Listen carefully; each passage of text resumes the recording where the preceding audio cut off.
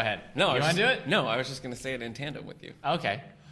Welcome to the 12th. Oh, do you say the 12th episode? Yeah. I thought you should. Oh, jeez. All right. All right. Welcome to episode 12. Oh, my gosh. Did you switch to be me, or did I just say the same thing? I don't know. Okay. Let's try it again. Are you going to say episode 12 or the 12th episode? Right. Which one? That one. Okay. Welcome to the 12th episode of All the Books, the official podcast of the David A. Howe Public Library. Yes. Unrehearsed. Wow. You may notice today, audience, that we don't have Coca-Colas. I know. Coca-Cola is expensive, and they're not footing the bill anymore, or ever. Yeah. They've never have. So we've got Surefine Cola. Mm-hmm. Surefine Cola. At that price, you can get two. Yeah, sure, fine. As you well know, Eric, I am an election inspector. So they send me somewhere to proctor, I don't know, the election. So you get there at about 5:30 in the morning. Right. To set everything up. Polls open at 6. Ugh. Polls close at 9. Ugh, so it's a gross. very, very long day. And over the last several years I've been doing this, I've learned a few things. And that is, first and foremost, have a giant stack of comic books. Yeah. So I actually had a pretty big stack yesterday. Didn't you have a year where you forgot to bring? Wasn't it like a year or two No, it's ago? not that I forgot to. I didn't request things early enough. Okay. You know, like for the other libraries or interlibrary loan, I didn't get things in time, so I had to kind of cobble things together. Yeah. It was a rough day. I'm not gonna lie to you.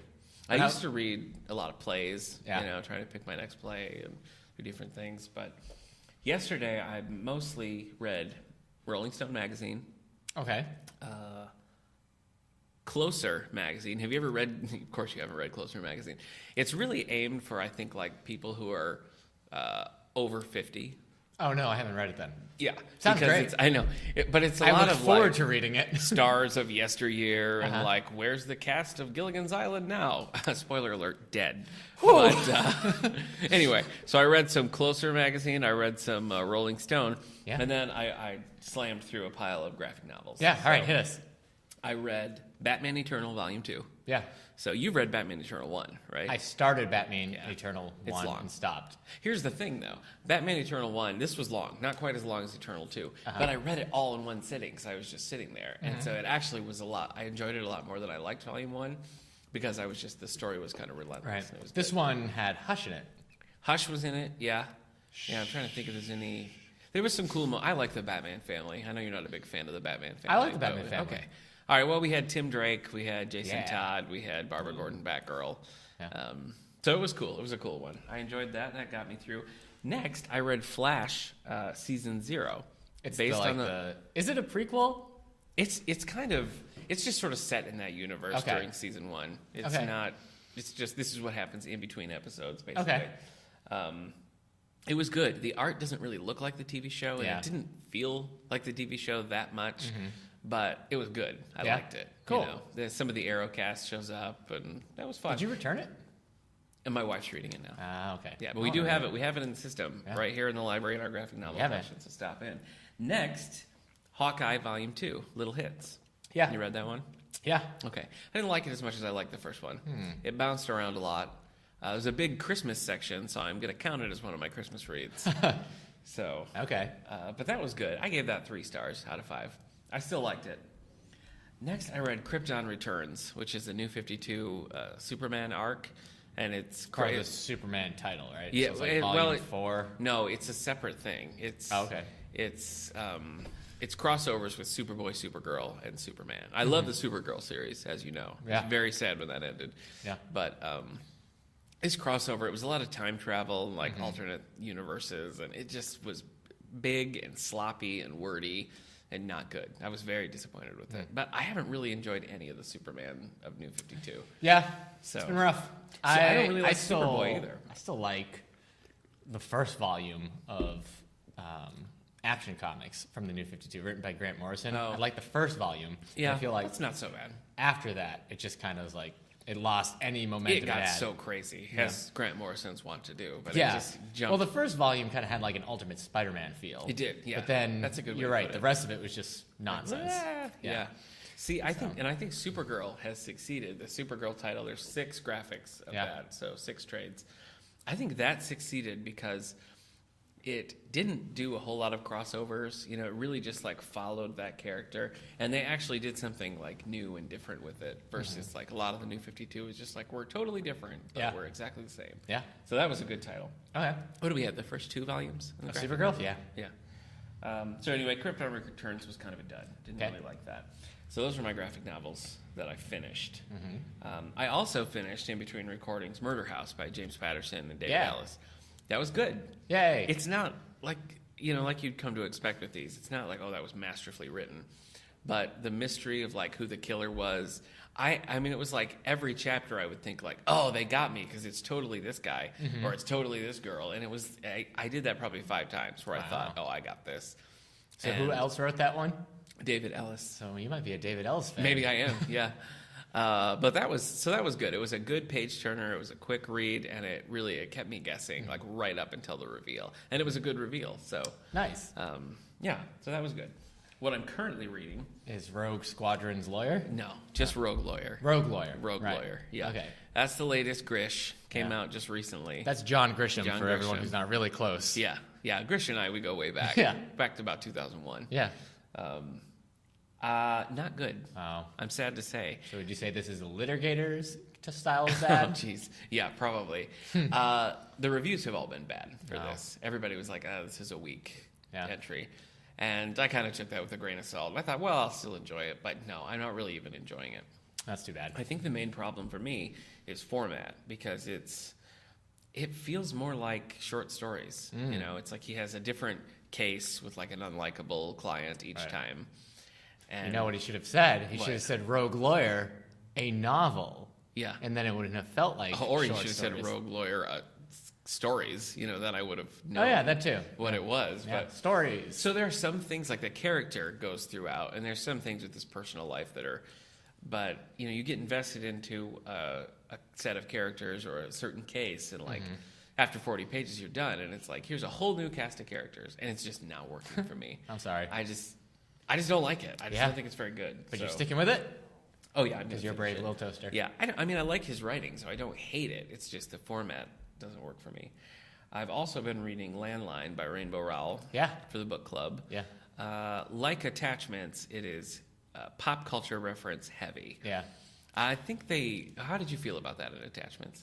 I think I've said this before. The problem with Attachments was that it was very geek pop culture, but it was very superfluous in the way they put it. So it almost is the Big Bang Theory kind of geek referencing. You just say something and then like maybe she had like a list of geek things to reference and she just put it in. So she's like, oh, this time they'll do a D&D reference. This time he'll talk about an old video game. Yeah. But like it didn't give the feeling that she knew what she was mentioning or that there was anything more than just a blanket reference. Well, I feel that way this time too. It's even more, I think. It's more references.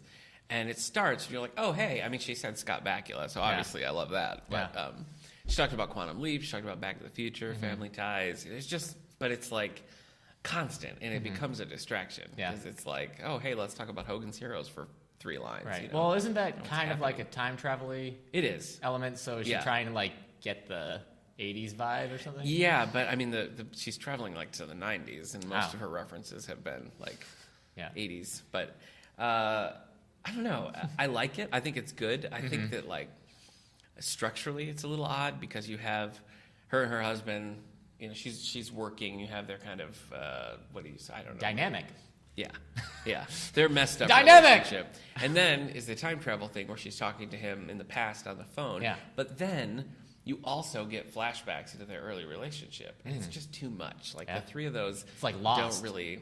I feel like you could have cut out the phone part and just done the flashbacks and the current thing, and you would be telling the same story. Right. So I wish that she would have, and it takes a while for the phone stuff to come in, and that's kind of the main thing. Yeah. So I like it. Okay. But I don't love it, and I wish that it was better. Okay.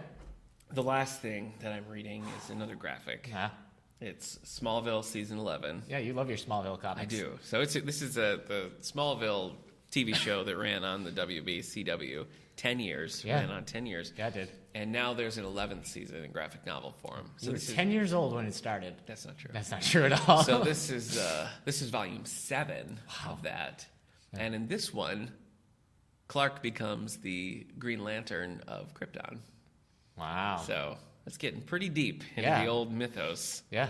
So you wouldn't expect to see Tomari in Smallville. No, but in the comic, he can do anything. He's there. So those three are occupying my time right now. Okay. Yeah. What about your family? Are they occupying your time at all? Sure. Oh, okay. Yep. Yeah. When I chapter breaks, I look up, make eye contact. Yeah. Wave to your son. Yep. That's right. How about you? All right. I read. Remember, I said I was going to start reading Star Wars, the Jedi Academy series. I was going to finish it. I was going to read book 2. I was gonna, and that's what I'm reading right now, and I'm liking it. But what actually happened was I ordered the copy of Star Wars Lost Stars by Claudia Gray, and she's a young adult author, and this is a young adult Star Wars book. Oh, okay. So, the one we just got. Right, I ordered it for the library. It just came in over the weekend, and I was like, this isn't going to get in the system by then. I might as well just read it over the weekend. And I did. I read it all. I finished it this weekend. Oh, really? Yeah. It was, I gave it, how many stars did I give it? I think I gave it 4 stars. That's pretty good. It's really good, but I don't like the ending. The ending wasn't satisfying. And I think maybe they're trying to, I don't know what they're going to do with it because it's supposed to lead up to episode 7.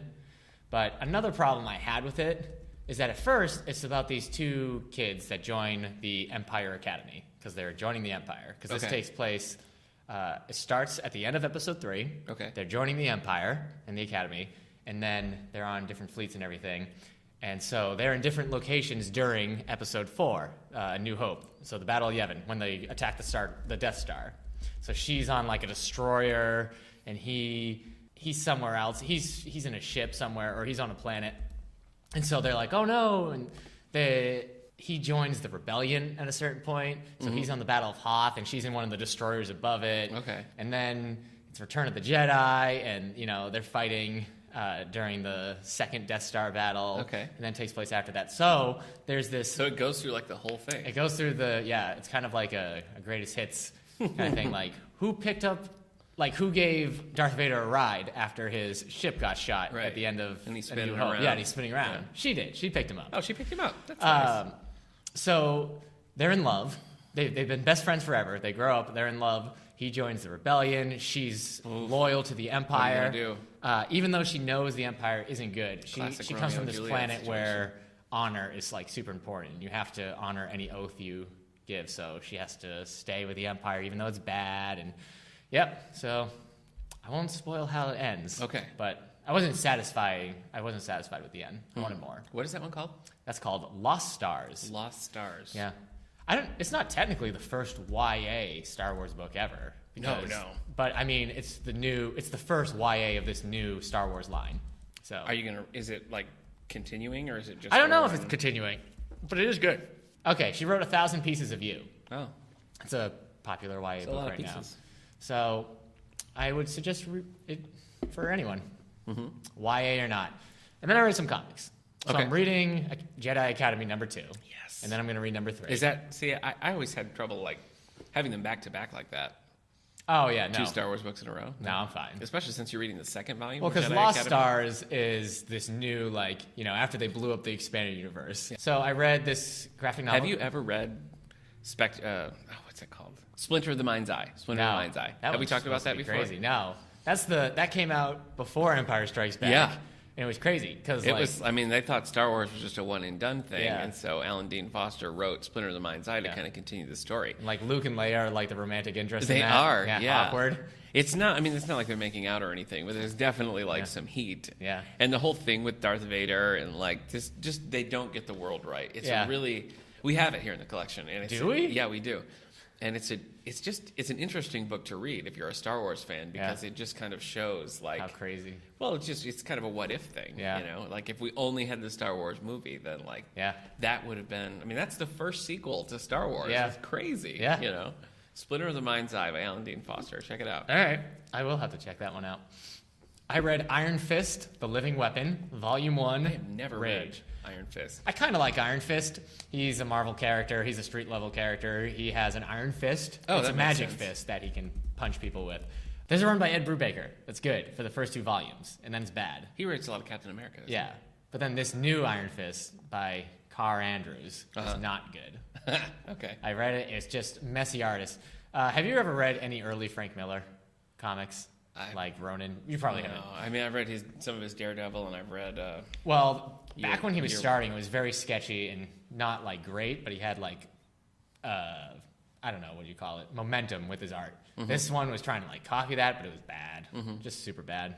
But I read She-Hulk, Volume 1, Law and Disorder by Charles Soule. You love She-Hulk. I do love She-Hulk. She's great. She's a lawyer. She's a Hulk. Yeah, she's both of those. She is both of those things. And it was good. She's starting up her own practice. Uh-huh. And defending people. She had to help Dr. Doom's son try to get diplomatic immunity and leave Latveria. Okay. But then she has to deal with Doom. There's a great line where there's a giant Dr. Doom robot, like a Doombot. Yeah, a giant Doombot. And at the end, She-Hulk, they were talking, having this discussion, and Doom realized he has to let his son be free. Sure. If he's ever going to be the great ruler he has to be. Yeah. But he's talking through this giant robot, which is just really funny. And then She-Hulk in the car, she's just like, I'm thinking about smashing that giant robot. And the Doombot just goes, do not smash this giant robot. It's just funny. But, so it's really good. And the art is by the person who does the Daredevil comic. Okay. So it's also really good. But then the last 2 issues change the artist. And it's like this bad 90s scribble graffiti artist. And I'm like, it was bad. The same thing happened in... I didn't give it 4 stars because of that. I only gave it 3. Krypton Returns did the same thing. Yeah. It was like cool art, and then it was like, what? Sorry. Batman Eternal. It was Batman Eternal did the same thing. It was like some was like weird card. Somebody's kid is like drawing Red Robin. It looked terrible. I read Grayson. Oh. That's Dick Grayson as a agent of Spiral. Secret agent, yeah. It's okay. I don't really get Spiral. I don't know who they report to. Yeah. A lot of the time in comic books, they're always like, this is a secret spy organization. But it's like, but why? Yeah. So, you know who's in it, though? Huntress. Oh. Helena... Bonham Carter? No. Just kidding. I know. Bertinelli? Yeah, but she's not Huntress. She's just a secret agent. Oh. She's not great anymore. She was cool when she was Huntress. I don't know. I've never liked Huntress. That's a wrong opinion to have. You like Huntress? Yeah, she's cool. Oh, okay. Bow and crossbow. Yeah. I never bow really... staff. Purple. I don't know. Like in Birds of Prey and stuff, I never particularly liked her. Birds of Prey, for those of you who aren't nerds, is a comic book series that has Barbara Gordon, former Batgirl, as Oracle, and Black Canary and the Huntress are like her agents that go out. And it's cool.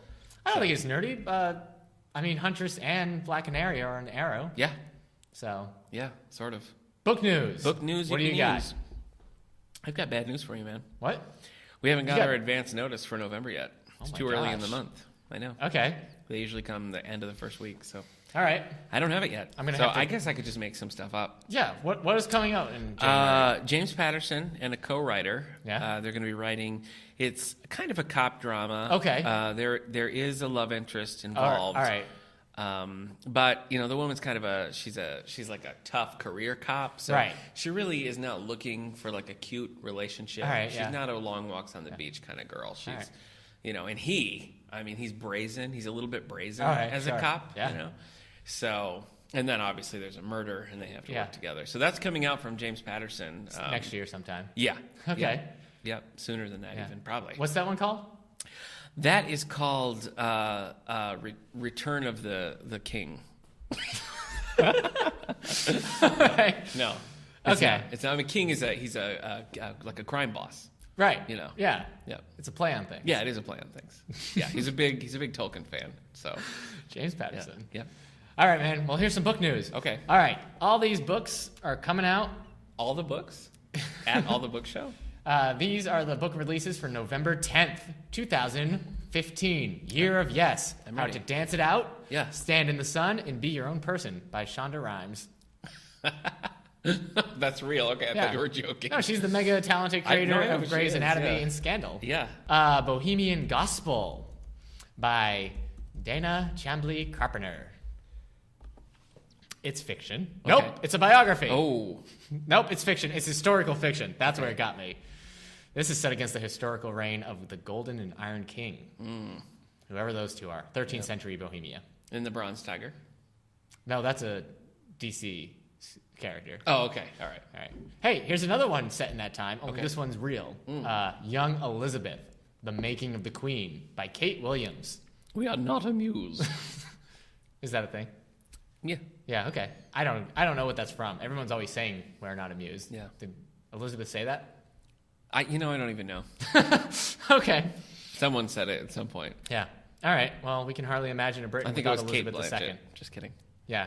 She said that. She said we're not amused. Yeah, she says that a lot. She does. Yeah. And then she plays Bob Dylan in a movie. Kate Blanchett? Yeah. No, she does not. Yes, she does. No, you're thinking Rosamund Pike. No. Kate Blanchett? Yeah. You're thinking Indiana Jones and the Crystal Skull. Kate Blanchett plays Bob Dylan in that movie with all the different Bob Dylans. You said Bob Dylan? Yeah. I thought you said a Bond villain. Oh, no. No. I said Bob Dylan, the singer. Yeah, you're right. Kate Blanchett did play Bob Dylan. Speaking of Bob Dylan, I mean, this is book news. We just got this great, big, heavy book of all of Bob Dylan's songs. Yeah, it like goes through the story of every song. But this book is huge. Yeah, it is. Is this the second one in that kind of series? Have they done other ones? I don't know. You have the Beatles one. I do have one for the Beatles, but that's been out for a long time. Right. The Beatles one was good, right? It was, yeah. Okay. It was cool. So, yeah, that's going to be exciting. I've already got dibs on it. Yeah, you do. So we also just put in the system a big, it's an oversized book of the art of James Bond, and it's a really cool book. Bond by design. Yeah, storyboards and just, it's a fascinating book to look at, so check it out. All right. Hey, let's finish up the nonfiction I have. Let's do it. Wheat Belly, 10-day grain detox. Reprogram your body for rapid weight loss and amazing health. Wheat Belly. Yeah. So I guess this is now the expansion book. Mm-hmm. I created an essay and accessible 10-day detox program. So do you want to detox your wheat? Yeah. 10 days, man. I've been waiting. Let's reprogram your body. Oh, can I do it in 7? No. Darn it. Oh, sorry, man. Magicians of the Gods.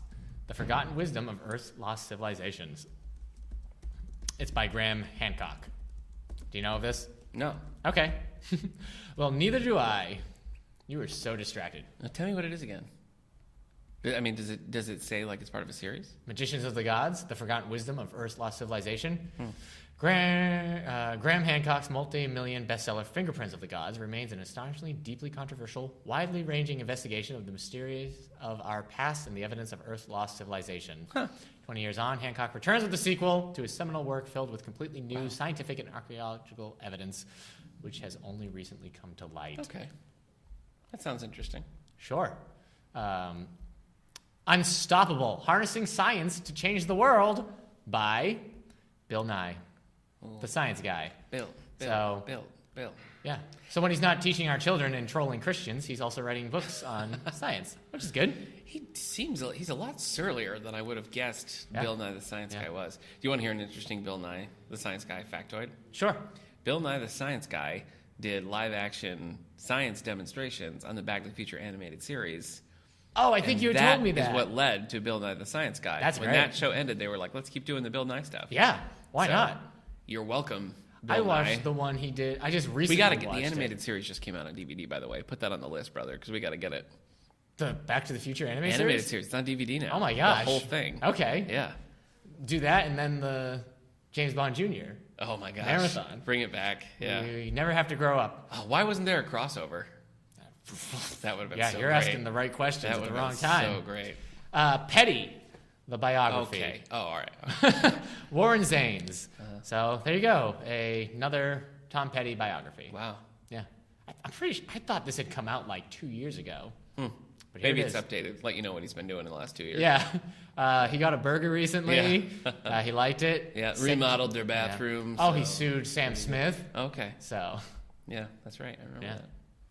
I'm worried that Sam Smith's James Bond song is just going to be a Tom Petty cover, too. It might be. Like he's free bonding. Yeah. Whatever that means. Hey, I have a graphic novel. You better get this for the library, man. Please don't threaten me. Okay.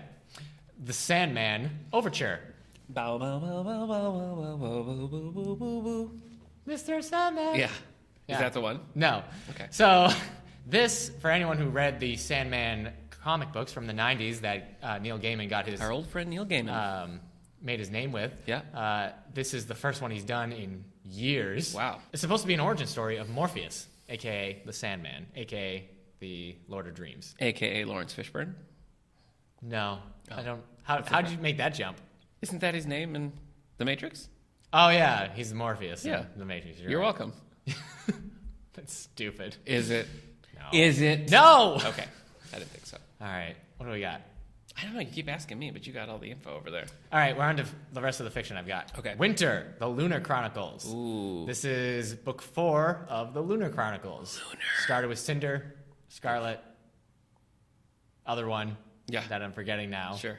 And then Winter. You're doing Cinder for a book club now, right? Cress. Yeah, I'm doing Cinder for my book club for November.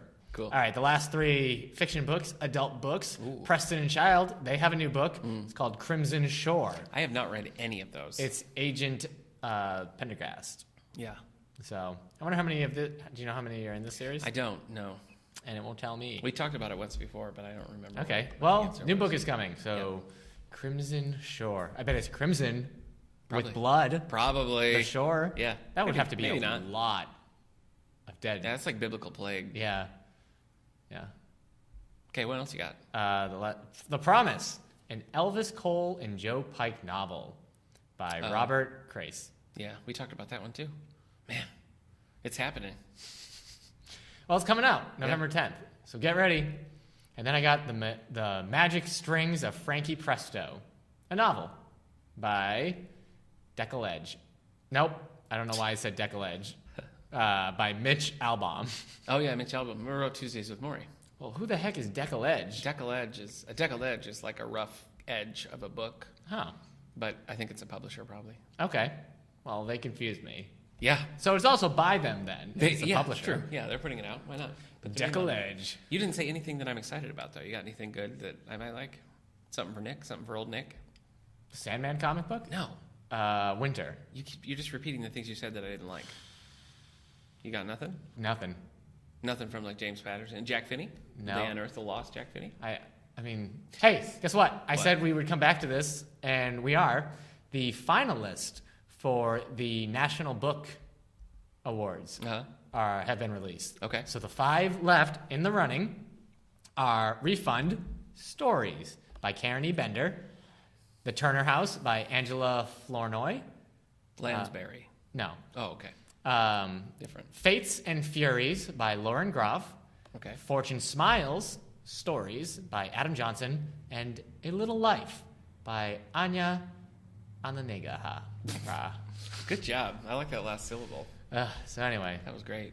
so those are the finalists. Yeah. So November 18th is when the winners are announced. So Hey. we'll have to remember to announce the winners. Yeah, let's talk about it. You know what else is going on right now is the Goodreads Choice Awards. That's true. So get out there and vote. If you're a Goodreads fan, vote. I can't because I haven't read any of the books that are up. So Yeah, actually, I haven't read very many either. I've read a couple. I did cast my vote for Stephen King's Finders Keepers because I Okay. really love that book. I wanted to bring this up. It's not technically book news, but I mentioned this a while ago. We were talking about the Alexander Hamilton musical. Yeah. And I had said, I wonder if that was ever going to happen. It is. It's happening right now. It's in Broadway. Yeah. So you can get your tickets. It's called Hamilton, an American musical. Yeah, sweeping the nation. Is it? There was a big article about it in one of the Rolling Stones that I read on Election Okay. Day. So it's funny because I heard about this like 5 years ago. Yeah. And now it's there, man. Cool. So people, you can go get your tickets. More importantly, Nick, this is an open request to you to get Hamilton, the original Broadway cast recording. I shall do it. It's explicit, and it's 2 CDs. Wow. But I'll check it out. Yeah. Our own Katora Capadonia Yeah. has requested it as well. Has she really? Wow. Yeah. Well, whatever she wants, she gets. I mean, what? Yeah. What about what I want? Yeah. Huh. All right. Hey, last week Yeah. I was here. we read some Twitter and Facebook responses. Yeah. But I had to cut it out because we ran long talking about James Bond. Okay. So I'm going to go over them again. Oh, good. You ready? Thanks for not telling me. Yeah. All right. Ready? Yeah. You're kind of hot dogging my mailbag, but go for it. You can do it. No. I'll just turn my laptop I don't around. have them. You got them all. Go on. Go ahead. Now I feel like I am It's up to stealing you. your thing. Yeah, you are. It's just all right. Twitter. I'm going to share it with you this time. All right. Listening to, this is from @SarahKeelerB. Okay. Listening to All the Book Show made me crave Coca-Cola for the first time in years. I Hey. hope they're getting #Coke money. Yeah, I hope we are too. Yeah. Coke. Yeah, we have to buy Surefine Cola because Yep. it's cheaper and delicious. Surefine, please send us money. All right, so Gunning 22. Okay. She has some comments. She said she totally agrees about the Silver Lining Playbook, movie and book. This was us talking about how the book and movie of Silver Linings Playbook complete each other. Yes. And so she agrees with that. Good. She also says she's got to read the Muse Asylum again. Oh, I love that book. So I guess you talking about it made her want to read it again. Who else do we have here? At GingerCap on Twitter. She wants to say, thank you, thank you, thank you. # Borders #4, Eva. Probably Borders forever. Yeah, Borders forever. Yeah, okay. Borders. So she was there sharing our misery of Borders leaving. I miss it. Yeah. I miss it so much. Okay. All right, so at Matty JJ, he has 2 things. He says his top 3 books, because we asked people to send their favorite books to us. A long time ago. So he says top 3 books: Pillars of Creation by Terry Goodkind, The Year of Silence by Kevin Brockmeyer, and The Eye of the World by Robert Jordan. So that's the first book of the Wheel of Time series. Oh, I know. I read it. Yeah, it's great. It's a good one. I haven't read Pillars of Creation. I'm going to eventually. This is the second thing he says. Wolfman Nick, I abhor your lack of excitement about Dungeons and Dragons. Also, I hear the library has a 3D printer. Please tell me more. Wow. Yeah. You're making enemies. This Matty JJ is really out for your blood. Apparently, yeah. So. Yeah, you don't want to go after a wolfman either. I mean, that's pretty dangerous. We've got 2 from a person who talked to us in our Facebook page. Yeah. This is our friend Greg. I say our friend. I've never met him. No. But he's commented on 2. That's true. So this is another favorite one. Because he was commenting on Ringworld Was Awesome, which is one of my favorite books ever. And he says his favorite sci-fi book is either The Moat in God's Eye by Larry Niven or Dune by Frank Herbert. He can't decide. Ooh. You have problems with Dune because every word is made up. It's true. I tried. I really tried to read Dune. I wanted to. I still want to. But yeah, it is rough. Dune is one of those books that's on my list to reread. Even though I didn't love it, I want to reread it because I think I enjoyed it. All right, so Greg's next comment was on last week's podcast, the James Bond one. So he says, I've only read 2 Bond books, You Only Live Twice and On Her Majesty's Secret Service. He enjoyed them both. He says he grew up with Roger Moore as Bond, so he'll go with him as his favorite Bond. His dad says Connery is his favorite Bond. And then he says, I didn't know Anne Fleming wrote Chitty Chitty Bang Bang. Oh, That's weird. He did. Have you read the book, Chitty Chitty Bang Bang? No. It's pretty good. It's 100% different than the movie with Dick Van Dyke. Really? So, okay. But it is still good. All right. Well, there we go. Okay. Close the old mailbag. Yeah. That's all I've got. Yeah. Okay. What do you got? Well, cue music. Cue the music! Lonely Arts Book Club with Nick and Eric.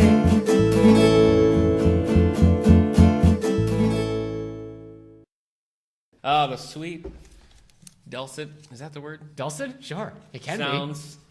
In this day and age, anything can be anything you want it to be. Of our old friend Ben Lehman singing to us about lonely books. Yeah. Well, Eric, let me tell you what I got for us today. Okay, what do you got? Now, folks, the point of the Lonely Book Club here, I go down in the stacks, I find a book that needs some attention. Yeah. A book that either has never checked out or predates our records and has never had a checkout. If it predates our records, then it might as well that's 20 have never years. been. That's like saying it hasn't checked out in 20 years. Yeah. This book that I found, though, is another one of these that when you look at it, you see, well, that's mint. That's in mint condition. That's if I was going to grade this, I would grade it. Yeah, you could sell it like new. Mint. Yeah. Or like new. Yeah. Or maybe just new. Yeah, you could get away with it. I probably could. I mean, it has library markings. Oh, okay. Yeah, then you have to do like... you have to say, used. Yeah. Okay. All right, so what I have for us today Yeah. is a little book called Blake's Therapy. Is this a mystery? No. A what? By a fellow by the name of Ariel Dorfman. Stop. We're not here to make fun of last names. No, you're not. We're not. You can't make fun of Dorfman. No, we can't make fun of Dorfman. Now, Dorfman is Stop saying his last name. He's an Argentinian / Chilean writer. Okay. He's novelist, playwright, essayist, academic. He's From actually the long, a professor. proud family of the Dorfs. Yeah, he is a professor at Duke University, North Carolina. Oh. So yeah. Mr. Doctor, probably? Yeah. Dr. Dorfman? Yeah, professor? Prof? Yeah. You think his students, when they're mad, call him Dork Man? I mean, I'm stuck with Dorfman. You don't even have to, because his name is Dorfman. Yeah. So it's probably Dorfman. He probably says Dorfman. Yeah. But I feel like saying Dorfman helps to illustrate my point a little bit. That sounds like it would be a character on like In Living Color. Yeah. You know, yeah. Dorfman. It's like Jim Carrey. You know. Yeah. This is becoming mean. Sorry, Ariel. He's famous. He just wants to be where the people are, Eric. He wants to see them dancing. Yeah. His most famous writing would be the play Death and the Maiden. Okay. So that was made Don't know it. Oh, well, okay. That was made into a movie by Roman Polanski. Oh, okay. I know him. Yeah. So do the Cops. Yeah, do not lift the band. Yeah. It's funny how Hollywood, like, actors, they suddenly forget the bad. They're like, we got to let Roman Polanski back in the country to make movies. It's like, do you remember what he did? Right. Whew. Yeah. Anyway. So this is a book. Was written in... It is a book. Yeah. Yeah, written in 2001. Mm-hmm. It's kind of a collection of stories. Now look at that book. See that? Look at those clear white pages. Yeah. You could have told me that just came in the mail today. Yeah. I would believe you. Yeah, you absolutely. I mean, listen. Can you hear that, folks? Can you hear the binding creaking? Because it's never been opened before. This is the very first time. Man. We could have bought this book in, 2001. Okay. Put a $50 bill in here, and it would still be there. Yeah. Okay? That's what we're talking about with this kind of book. Now, the cover. Let's talk about the cover. It's a close-up of an aging man's eye. Yeah. Inside an eyeglass. Yeah. It's purple tinted. Yeah. Except for this yellow. There's a yellow streak where Blake's Therapy is written. Right. And we have a little flower. Yeah. A little. I guess that yellow freestyle. line made me think that it was a mystery, because that feels like true. something that shows up on a cop mystery. Yeah. It should say like diagnosis. Yes. Death. Yeah. I know what you're saying. It's thin. It's a thin book. Yeah. Back cover, equally bad. Man's eye, old man. Yep. We got a picture of the dwarf himself. The dwarf. Yeah. And we got a couple of blurbs here from people. Yeah. Blurb Man says. I'm with Dorf. Okay. This is a very respected author. Let me just put that out there. Is okay. it? Really? Yeah, well, yeah. A literary grand master is what Time magazine calls him. Yeah. Whose Time work says a lot of constantly reveals things. how power and identity intersect. Okay. Ariel Dorfman has been hailed by the Washington Post as a world novelist of the first order, and by Newsweek as one of the greatest Latin American novelists. So there you go. Yeah. So why don't your books check out, this Dorfman? is maybe great. This is maybe great, and that's the point. Yeah. You know, back when we started doing this, we were like, let's find some stuff that needs some attention, that didn't get the attention it deserves. Yeah. So maybe Dorfman's Blake Therapy here is that book. Maybe it is. Yeah. I shall now read I hope to you. Blake's likable. Blake sounds not likable. He does sound like he's not Hey very guys, likable. my name's Blake. Okay. Well, I'm Clint, cowboy lawyer. We brought him back. Can I tell you something? Yeah. I almost want his. What did we say his last name was? I can't even remember. Clint Mc. No, it was McClintock was the last name, wasn't it? No, it was something else. Gavin. Clint Clint McGavin. McGavin, that's Clint right. McGavin, cowboy Oh. lawyer. At a point, I was shopping for my Halloween costume. I almost went as Clint McGavin, cowboy lawyer. Maybe Great. next year That I'm going to would've go been as Clint great. McGavin. You could be. I mean, obviously, I'm Clint McGavin, but you could be like my paralegal, Rooster. It's funny because I just said I'm going as Clint McGavin. rogue Okay, lawyer. but I mean, I Cowboy lawyer. created him. I created him. We created him. He's my intellectual property. It's both of ours. I said the line, cowboy lawyer. No. Oh, darn, you're right. Yeah, You're right. We've got the All right. recording of us Okay, creating well, I it think the best together. compromise is that I go as Clint McGavin and you go as the paralegal, whose name is Rooster. No. Okay, one, I love that name for his paralegal. It's great. That's fine. It is great. Two, you're obviously the paralegal. Classic Rooster. Oh my gosh. You'll get your day in the sun, Rooster. I need you to file and collate these. Pew, pew, pew. Okay. All right, and we're back with Ariel Dorfman's Now let's just talk more about Clint McGavin. Blake's Therapy. All right, from the inside cover. Okay. Original cover price, $21.95. Whew. Canadian cover price, $32. I don't know what the Canadians are thinking with their book prices. It's 95. insane. $32.95. What is the dollar worth up there? I don't know anymore. I really don't know. But I know that the Bills have hockey players on them, and I'm uncomfortable with that. Oh, yeah. Let me read you this. What if it was our presidents playing hockey? That would be cool. Yeah, like Alexander Hamilton. George Washington, body checking. Yeah. Yeah. Benjamin Franklin. He's on the $100, right? He's not a president, but yeah. Yeah, so what if he was like the goalie? If he was the goalie? His arms just stretched out wide. He's like, oh, please don't send the puck this way. Please don't. Like, wait a minute, I shall invent the pot-bellied stove. And then he gets hit in the stomach with a puck. Why don't you invent some goalie techniques, Ben Franklin? Lonely Book Club. When Graham Blake, model parent, marketing guru of the hugely successful Clean Earth Incorporated, suffers a mental breakdown, he checks into the Corporate Life Therapy Institute, where the self-assured, silver-tongued Dr. Carl Tollgate has prepared a strange, shocking, and erotic treatment. Goodness. Yeah. Caught in a voyeuristic spiral involving a mysterious Latina, Blake tries desperately to find out before it's too late who is controlling his life, his company's future, and his own heart. Right. A work of intense psychological intrigue, Blake's therapy holds a magnifying glass to one man's life as it unravels in a world of economic turmoil, spiritual crisis, reality TV, and genetic engineering. What? Finally questioning the very nature of storytelling in our time. What on earth? Yeah. That's one, crazy. It's that a we lot. have all the things. It's a lot. Two, it makes it sound like at a certain point it's like an erotic thriller. True. But if you look at that cover, there's nothing erotic about this cover at all. If somebody is going to read this because of any of the weird sex therapy they've got in this book, it's not because of that cover. I know. It's like an out-of-focus picture of Charlie Rose. I don't know how... Anyway, Blake's therapy. Yeah. Okay. A lot of these books have really weird sexual undertones. That's true. From the Lonely Book Club. Yeah.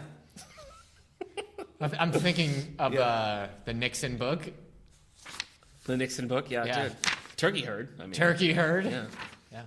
All right, so we have some quotes from the Divine Comedy here, a little bit of Dante's Inferno. Sure, why not? Set a precedent. Chapter 1. Okay. I'm not a huge fan of the font type. It's like a sketchy. It's not. What is this? Yeah.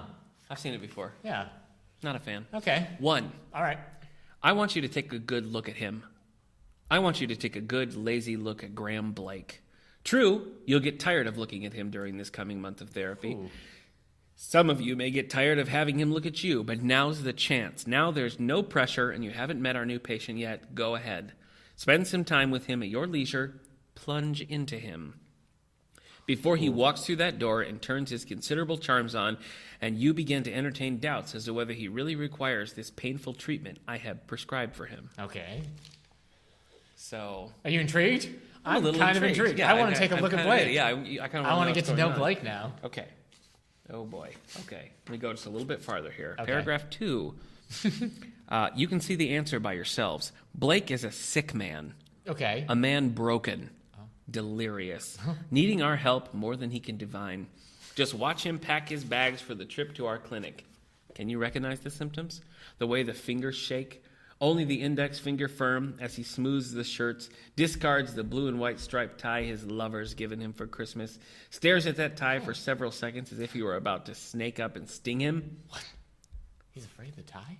He's afraid of the tie. This guy needs therapy. He should. Blake, get therapy. Wait, the title. Oh my gosh. Okay, so that's... I see. Okay, so he's going to get therapy. We know that. Yeah. Okay, let's find a little Take bit a look at Blake. Let's see what we got. He is sobbing like a child. Although he was a man. Yeah. Yep. Okay. Now, how many pages is this book total? It's not a huge one. Under 200, it looks like. Wow. Guys, this is, listeners, this is a, weekend book at best. Pick it up. Unless it's really terrible. But it seems kind of crazy. So we're going to jump in the middle here. All right. Okay. So remember, Dr. Tollgate is the doctor. Here we go. So. Wait, isn't Tollgate just the same word twice? No. Like you want to get past the toll, get through the gate. No. Tollgate. Yeah, no, I understand. No, it's the same thing twice. It's It'd be like me saying this is a wall.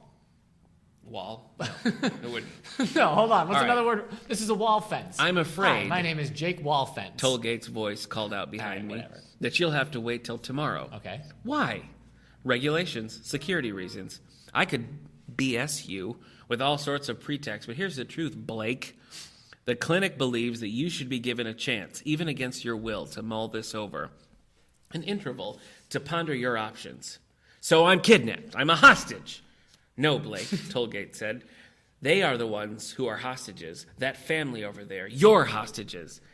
And they don't know? Of course not. It's their bad luck, or maybe their good luck, that all of the families, 510, I think the number is, that got hit by your closing of the Philadelphia factory, this group met our requirements, had what we needed. And what is that you need from them? Well, really, it's what you needed, Blake. They match your psychological profile. Each one of them appeals to you, something you like about yourself, something you particularly fear or detest. No, I won't tell you what. That's what you'll find starting once you've agreed to stay. I can tell you it's not easy for us to choose the one household that's appropriate. What is happening? I don't know. understand what's happening in this book. I don't know who he's talking about with this family. I mean, this is what happens when we skip 50 pages I ahead. know, but still, yeah. It's just like the tone is weird. Yeah, it's like this they've therapist selected is 500 mean. families. Yeah. And, okay. All right. It's extreme. It feels like a TV movie. Yeah, it is extreme. What channel is No, this I TV don't know movie about on? this. Here's another thing. It says,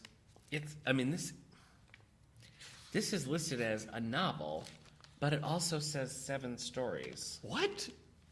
So, I don't know. It's kind of, I guess they're just interconnected. Yeah, Dorfman, you might need some, A little confusing. yeah. Figure it out, Dorfman. The Huh. Dwarf. Okay, let me look at some reviews here. Let's see if we've got here. Okay. Okay. Here's... Okay, this is a Goodreads review. Okay. I'm just getting irritated at everything that happens. I can't figure out what the message the author's trying to say about society or human nature as a whole. I know he's saying something, and I'm equally sure it won't impress me. But as of right now, a little over the halfway point, it bugs me without my being able to put my finger precisely on why. Huh. Okay. So, another person, assigned in class, creepy and weird. Okay. I mean, you read the summary inside the jacket. It does sound creepy and weird. Yeah, it does. And that picture on the front's also odd. I mean, it's got 32 ratings on Goodreads, 6 reviews. Average score though is like a 3-star. Yeah. So some people are finding something in this, but it's odd. It's really odd. 3 stars out of 3? Out of 5. Oh, that makes sense. Yeah, but I mean, you have 1-star reviews, and then you have 4 or 5-star reviews. So it's Yeah. Get it or don't. It sounds crazy. I'm kind of interested to read it to see how nuts this gets. How we get from a guy going in for therapy to a guy getting genetically modified. Okay, and here's a positive review. I quite enjoyed this spare book written with so many threads of competing nature. I always like well-written, unreliable narrator stories, so my bias might be showing here, but I loved the way this book weaved different realities together. I was also laughing along with the witty send-up of corporations and corporate control, as well as the psychiatric treatment, quote unquote. A really fun book. So, I don't know. Sounds wacky. Yeah. Are you going to read it? Either you're a Dorf fan or you're not. Yeah. I don't know. Am I going to read it? Absolutely no. Oh. Here's why I might. Okay. I would love it if you read The it. description inside it made it sound like bad Michael Crichton. Yeah, that's true. Well, this is this review is saying conflicting realities and unreliable narrators. It does. I mean, I thought the intro was good. Mm-hmm. I thought it was a good way to go, but it seems like it does kind of feel like one of those books that is it's delivering a message. Right. And sometimes with that kind of book, the goal of trying to get that message across overwrites a narrative, and it kind of from the reviews and from the little I've looked into it, it sort of seems like maybe that's the case here. Mm-hmm. But I want to know, so I would love it if you are you going to read it? Are you going to commit right now? What's it to called? Our listeners, Blake's Therapy. Blake's Therapy. Yeah, 175 pages. So that's quick. You can bang that out in 2 days, 1 day, one setting. I'm clicking it right now. Want to read. Oh my gosh. Goodreads. Oh my gosh. I did that with the Wolfen as well. You did. I kind of want to read the Wolfen. Next Christmas, I might. Christmas? Yeah, it's a lovely Christmas tale about killer wolves. Next Halloween, you and I, we can book club the Wolfen. Well, let's book club the Wolfen. And Pet Sematary. Watch the movie with Edward James Olmos. Yeah. Be Okay, great. we can watch the Pet Sematary movie then too. With Edward James Olmos? I think he's in it as a cat. Is he? Okay. Yeah. Well, I thought we could just ask him to come over. Yeah, Edward James Olmos. Edward Sure. James Olmos. Yeah, he's like, I'm Edward James almost there. Wow. He's Good night, everyone. You've been great. What's he doing? Agents of S.H.I.E.L.D. right now. Is he on Agents of S.H.I.E.L.D.? Yeah. Agents of S.H.I.E.L.D. is still on? Yeah. Wow. Yeah. Hey. Great. Good for you. Off topic. You want to give a quick little review of the pilot to Supergirl? I would love to give a quick little review to the pilot of Supergirl. How'd you feel about Supergirl? I got to tell you, I had so much anticipation for this pilot. Yeah. We haven't really had something like this. I feel like since Smallville. Since Lois and Clark. Wow. Because Smallville was good in its own way, but like it's not really. I mean, you're not including the Flash. I guess I'm thinking more about like the Superman thing. Oh yeah. I always get like when Smallville ended, I was really upset because I thought like you like the Daily Planet life and the day in the life of the Daily Planet. Oh people, sure, yeah. So. But I thought like now we have this drought. You know, there's no Superman cartoon. Smallville was the last thing. Yeah. Man of Steel was a train wreck. I mean, I was really depressed about the thought of like, is Zack Snyder's Superman all we're gonna get? Yeah. Is that it for Superman? Yeah. And the Supergirl pilot I thought was really fun. It was fun. You know, and there wasn't any like, I mean, it wasn't origin because she was kind of like, oh, I'm going to become Supergirl, but it was like done. Yeah. It wasn't like she's Supergirl now. Let's do like a 5-episode arc where she like becomes Supergirl. Yeah. It's She had just her like, final costume by what, half hour? Yeah. It's like for better or worse, Yeah. Supergirl begins. So I was happy with it. You know? Yeah. I think I put a lot of things in there that I think will be good threads to pick up later. I liked her as Supergirl. I liked Callista Flockhart as Cat. How'd you like the smoothest, coolest, most like self-assured Jimmy Olsen we've ever seen? Yeah. That was weird. I'm not used to seeing a Jimmy Olsen that's not like carrying 4 boxes too many and about to trip. Tripping. And Oh, then, sorry, like, Chief. And then Supergirl has to like catch the boxes. I didn't see a single bow tie. No. Put that Jimmy Olsen in a bow tie. Yeah. But no way. That Jimmy Olsen, he's not going to trip on anything. No, he won't trip on anything at all. No. People will be tripping if they think he's going to trip. Yeah, they will. So. I loved already. I mean, I was so excited when I heard that Helen Slater, who was the movie Supergirl. Yeah. And Dean Cain. Who's, you know, the Superman of my heart, playing Kara's adopted parents. I love that. Yeah. I love the nods to like the legacy of the character. Yeah. I think my biggest complaint was how weird they were about Superman. Oh yeah, they never said Superman. No. She's always like, you know, my cousin. Yeah. And then everyone else referred to Superman as him or like the he. Big guy or Metropolis even hero. Even the bad guys when talking about Superman to themselves, not with Supergirl, they're still like, well, we don't have to worry about her cousin. Yeah. I'm like, how do you know they're cousins? Right. It's a good question. Just say. How do they know that relationship? Right. Just say Superman. I feel like you either just have to like just have him in the pilot, you know, and he's just like a gone, fine, or don't, or like don't have him. Well, I guess the problem with that is you have to cast Superman. Yeah, and then that's true. I mean, I'm sure you know how DC, Tom Welling's not busy. You know how Warner Give Brothers him a call. Is with that stuff. Yeah, they're like, well, you can use it, but you can't use it because we don't want people to be confused. But then we're confused of why we're not showing him on the show. So I just thought it was handled really awkwardly. Yeah. You know, I guess there's not like a great way to do that, but because like Jimmy Olsen gives her a present from Superman. Yeah. And it's like, this means a lot to me. It's like, well, maybe Superman should have brought it to you himself. Yeah. He's fast. He can be there. Yeah, I don't know. I think that they could have. I think they could have spent a little bit more time figuring out a way to handle Superman. Yeah. I'm okay with it being an unseen character. Yeah, but it was just so. It is gonna be hard though, as like things get extreme, because it looks like there's this big plan of Kryptonians. To come and like take over the world. So it's going to be hard at a certain point when they're going to be like, well, if there's like 8 Kryptonian bad guys smashing up the city at the same time and Supergirl's fighting him, shouldn't Superman also then show up? Yeah. It's hard when you've got that. It's like an Arrow. Yeah. Whenever things are going really bad for Arrow, you're like, well, the Flash could be here in a second. Just text the Flash and he'll be right there. Flash, I'm in trouble. Yeah. Please help. Yeah. So it's rough when you have characters who can be anywhere at any given time. Yeah. And you can't explain. There's going to have to be a lot of Supergirl saying like, well, my cousin's off world again. Yeah. Sure could use his help. Either that or like, oh, you just missed him. Yeah, he was just here. You know who I'm talking about was just here and left. Yep.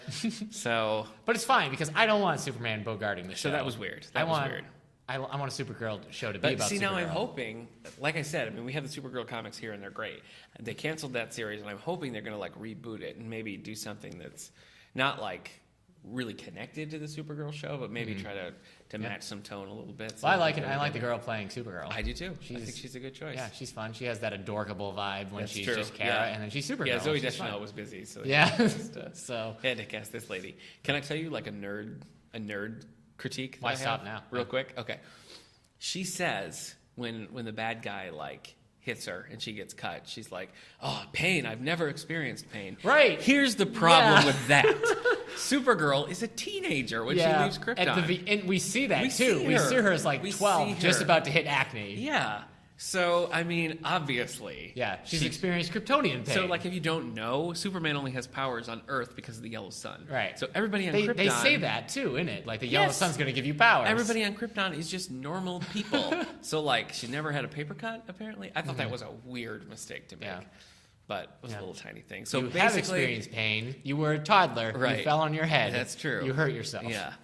So all in all, I'm really excited about it, and it makes me very nostalgic. I mean, and having my old friend Dean Cain show up was really he was helpful. Just smiling, but it makes just me very nostalgic. Happy, but I'm sure they'll bring it back for the Lois and Clark era of things. Wonder when they're going to get Terry Hatcher on the show. Oh my gosh, as who?